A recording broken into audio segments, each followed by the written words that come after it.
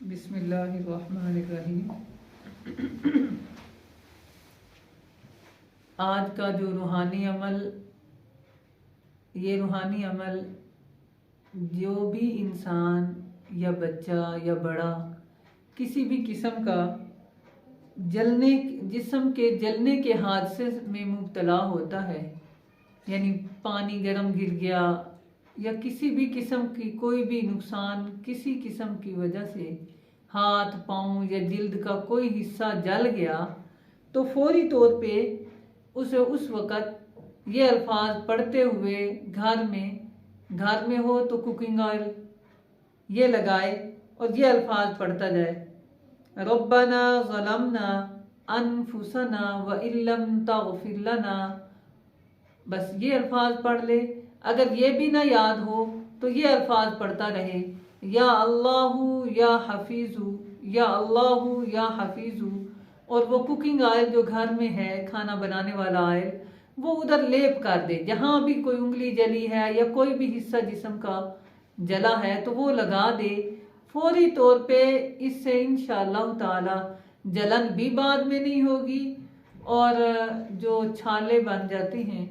वो भी नहीं बनेंगे और किसी किस्म की कोई तकलीफ नहीं होगी। इसके साथ साथ अगर कोई शख्स इसके बाद यानी उसे नहीं इल्म था, कुकिंग ऑयल भी नहीं लगा सका फौरी तौर पे, तो उसको चाहिए कि वो शख्स बेबोल का गूंद यानी किक्कर का गूंद ले ले और अंडे की सफ़ेदी ये लेकर ये दोनों मिलाए तो वहाँ लेप कर दे, तो अल्लाह ताला उसकी जिल्द को फौरी सुकून भी दे देता है और तकलीफ भी ख़त्म हो जाती है और जले हुए के ऊपर दोबारा जो है वो जिल्द आ जाती है।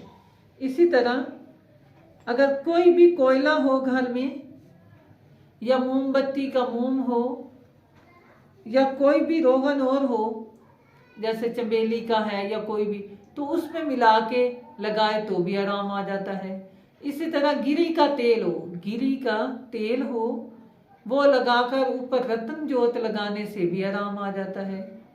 और इसके साथ साथ घर में अगर सब्जियों में आलू हों तो वो काट कर उसका पेस्ट लगा दे, फौरी तौर पे आंवले भी नहीं बनते और जले का आराम भी आ जाता है। इसी तरह छोटे बच्चे हों तो उनको ये इस्तेमाल करवाएं तो इंशाअल्लाह ताला अल्लाह के हुक्म से ये जो जिल्द के जलने का हादसा है और इसके बाद की जो तकलीफ़ है, अल्लाह ताला इन तमाम आमाल और अवामिल को करने से अल्लाह ताला अपनी खैर और बरकत के साथ उसको शिफा याब फरमा देता है।